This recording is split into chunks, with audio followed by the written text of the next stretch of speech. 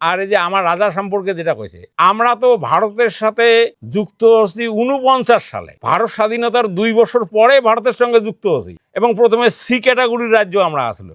তাহলে আমরা ভারতের সঙ্গে যুক্তই ছিলাম না, তাহলে ভারতের স্বাধীনতা সম্পর্কে আমার তেমন কিছু মাথা, আমরা তো আমার রাজা ছিল, আমরা স্বাধীন ছিলাম, তাহলে আমার স্বাধীনতা আন্দোলন করার কোনো ব্যাপার ছিল না।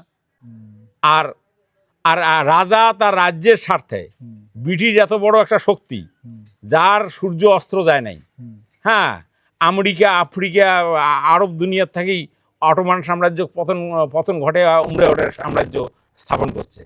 তাহলে তার সাথে যেহেতু আমরা পাবো না, তাহলে তার সাথে বন্ধুত্ব করা, মৈত্রী করা, এটাই যুক্তিসম্মত, যার জন্য আমার রাজা সেটা করছে।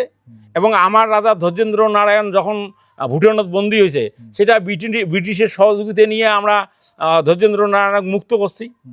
তাহলে ব্রিটিশ যেহেতু সহযোগিতা করছে আমাকে, তাহলে ব্রিটিশ যদি আমার সহযোগিতা চায়, তাহলে ব্রিটিশকে আমরা সহযোগিতা করবো। এটা আমরা আমার রাজ্যের স্বার্থে আমরা করবো, এটা আমার দোষের কিছু না হয়।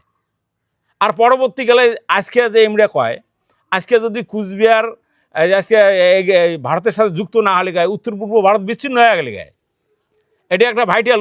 উত্তর ভারত, আসাম, মেঘালয়, মণিপুর, আজকে মিজোরাম, নাগাল্যান্ড, তারপরে অরুণাচল, এই অঞ্চলগুলো কী হলে গায়ে, বিচ্ছিন্ন হয়ে গেলে গায়ে। তাহলে এটা গুরুত্বপূর্ণ একটা জায়গা কুচবিহার, হ্যাঁ, ভারতের সাথে যুক্ত হয়েছে বলে যুক্ত হয়ে আছে, ভারত অখণ্ড ভারত হয়ে আছে। তাহলে এটা একটা রাজা একটা মস্ত বড় ভারত রাষ্ট্র গঠনের ক্ষেত্রে মস্ত বড় একটা ভূমিকা পালন করছে। আর তা গুমরা কেন করে এলে কথা কয়, এলে কওয়া মানে কি, এলে অশিক্ষিত এবং মূর্খও কওয়া যায়। পড়াশুনে নাই, পড়াশুনে করে না, যার জন্য এই ধরনের কথা আজে বাজে কথাবার্তা কয়। দুর্ভিক্ষের সময় অর্থ প্রদান করছে, এটাও যেমন আছে। অনেক স্বাধীনতা সংগ্রামী, অনেক বিপ্লবী কুচবিহারে আত্মগোপন করেছিল, কারণ কুচবিহার যেহেতু ব্রিটিশ শাসন করে নাই, এটা এমনি একটা নিরাপত্তা জায়গা বিপ্লবীগুলোর। কিন্তু রাজা কোনোদিন ওই বিপ্লবীগুলো কিন্তু ধরে দেয় নাই ব্রিটিশও।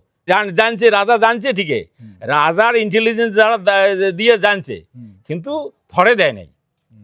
হ্যাঁ, আবার ব্রিটিশের সাথে সখ্যতাও রাখছে, বন্ধুত্বও রাখছে, মানে দুই পক্ষে কাজ করছে, সমস্ত কিছু বজায় রাখিয়া, সামঞ্জস্য বজায় রাখিয়া চলার চেষ্টা করছে রাজা। এবং সেটা চেষ্টা করছে, যেমন ভারতের স্বার্থ রক্ষা করিবার দেয়া কুচবিহার ভারতের সাথে যুক্ত হয়েছে, এটা ভারতের একটা অখণ্ড স্বার্থ রক্ষা হয়েছে, এটাও দেখছে।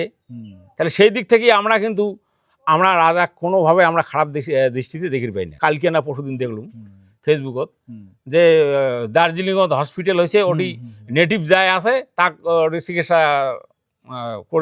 দিবে চায় নাই। তারপরে রাজা অন্যান্য রাজাগুলোর সাথে সলা পরামর্শ করে আলাদা হসপিটাল বানাইছে, যাতে নেটিভ মানুষগুলো চিকিৎসা পায়। উমার যে মোহনবাগান যে ফুটবলের যে মোহনবাগান ক্লাব, প্রথম ফুটবল ক্যাপ্টেন কায় আসলো, নৃপেন্দ্র নারায়ণ ছিল। আজকে ক্রিকেট খেলা বিদেশ থেকে কায় আনছে, নৃপেন্দ্র নারায়ণ ধরিয়ে এসছে।